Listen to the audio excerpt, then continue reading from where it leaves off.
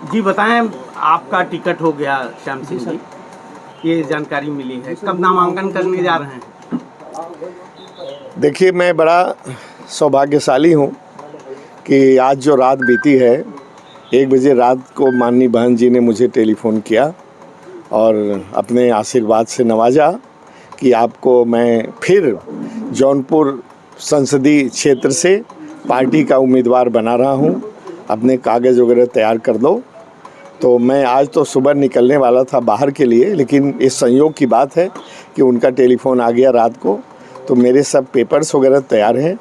जहाँ तक टिकट की बात है मेन ऑथराइजेशन का, वो हमारे आदरणीय श्री खरवार साहब, कोऑर्डिनेटर साहब लखनऊ से लेके चले हैं, रास्ते में हैं और उम्मीद है कि घंटे 2 घंटे में मिल जाएगा। कल कोऑर्डिनेटर खरवार साहब ने कहा कि ये सब चीज़ें अफवाह है, श्रीकला सिंह के टिकट कटने की बात को अफवाह बताया था खरवार साहब ने। देखिए, मैं बताऊं, मैं तो इधर इतना अपने काम में, मैं अपने मौज में मशगूल था कि मैंने कोई किसी का इंटरव्यू नहीं देखा, मैंने कोई प्रेस कॉन्फ्रेंस नहीं देखा और मुझे किसी चीज़ का ध्यान नहीं, याद नहीं है।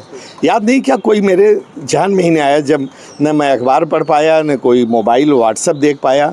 तो ये तो रात को मैं सो रहा था, जल्दी सो गया था कि इसलिए आज सुबह मुझे निकलना था बाहर आउट ऑफ स्टेशन, लेकिन रात को ही 1 बजे टेलीफोन आ गया।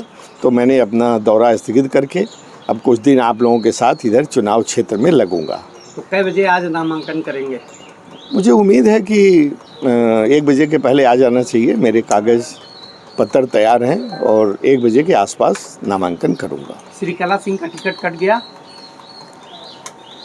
अब मैं क्या कहूँ, जब तक मेरे हाथ में नहीं आता। आप नामांकन करने जा रहे हैं, कोऑर्डिनेटर, जिला अध्यक्ष, सारे लोग आपके यहाँ। जो फैक्चुअल पोजीशन थी मैंने आपको पहले ही बता दिया, अब उससे आप समझ लीजिए। टिकट पाकर कितना खुश है?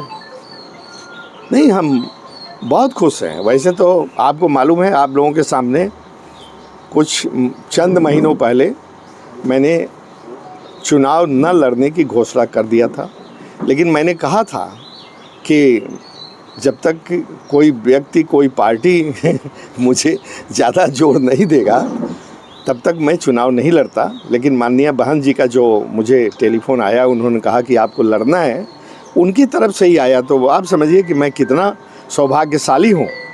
तो मैं तैयार हो गया हूँ एक बार फिर कमर कस करके, और सिराज हिंद की जनता मुझे लगता है कि मुझे आशीर्वाद देगी, क्योंकि ज्योतिष ने कहा था, एक ज्योतिषी ने मुझे कहा कि अगला एमपी आपको ही होना है। तो मैंने उससे सवाल किया कि यहाँ टिकट तो मिला नहीं, तो कैसे एमपी बनूँगा भाई? उसने कहा अब ये तो मैं नहीं जानता, लेकिन ऐसा योग कह रहा है।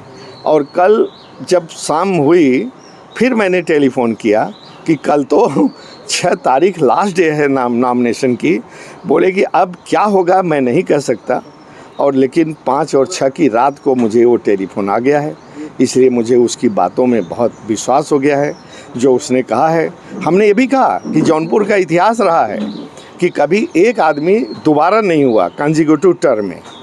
तो उसने कहा कि अब मैं इसको नहीं कर सकता, कैसे होगा, लेकिन अगला एमपी आपको होना है। तो उसकी बात का मुझे बहुत विश्वास है, और मैं उसी विश्वास पर और बसपा के कार्यकर्ताओं के विश्वास पर, सिराजे हिंद की धरती पर जितने हमारे वोटर हैं, पहले भी उन्होंने मुझे बहुत मदद किया है, बहुत हमारे लिए उन्होंने वोट देने के लिए धूप गर्मी झेली है। पूजा पाठ ज्योतिषी पर कितना विश्वास करते हैं?